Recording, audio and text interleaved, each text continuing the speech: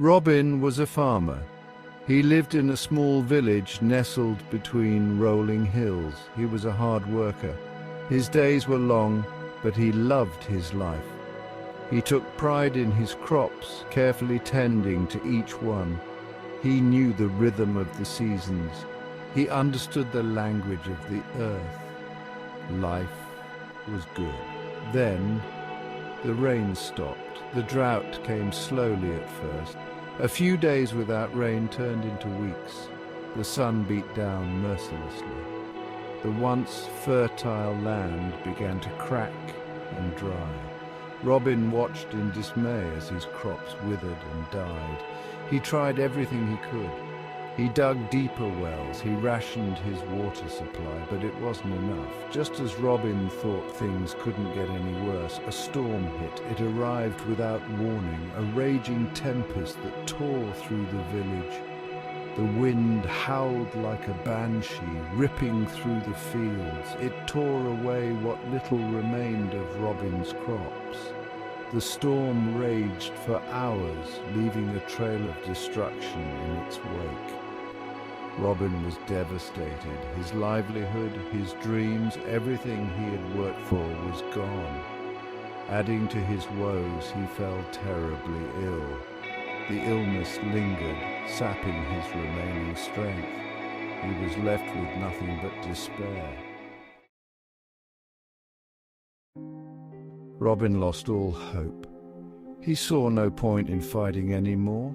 The drought, the storm, his illness, it felt like the universe was conspiring against him. He stopped tending to his farm. The fields lay barren, a testament to his despair. He withdrew from the village life. He shut himself away in his small cottage, consumed by grief and hopelessness. His once bright eyes grew dim.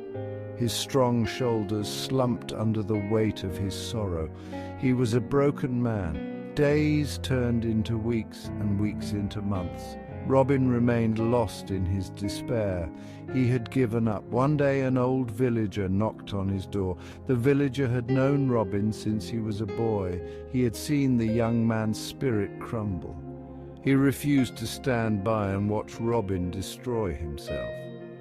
The old villager told Robin a story. He spoke of a wise monk who lived high up in the mountains. The monk was known for his wisdom and compassion. He had helped many people find their way through difficult times. The villager urged Robin to seek out the monk. He will help you find your way back to yourself, the villager said. Robin was hesitant at first. He had lost faith in everything, even the possibility of help. But the old villager's words sparked something within him. A flicker of hope, however faint, ignited in his heart. He decided to take a chance. The journey to the monastery was long and arduous. The mountain path was steep and treacherous, but Robin was determined. He pushed himself forward, fueled by a glimmer of hope. As he climbed higher, the air grew thinner, but his spirit felt lighter. Finally, he reached the monastery.